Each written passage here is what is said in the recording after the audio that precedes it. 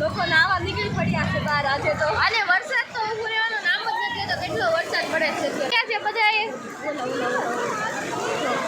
કોણ છે લોકો? ફૂલ વરસાદ છે અહીંયા, બધે પાણી ભરાઈ ગયા છે. લોકોના ઘરમાં પાણી વહી ગયા છે. આ મારી શેરીની દુકાન છે, કેટલું પાણી વાળો આવે.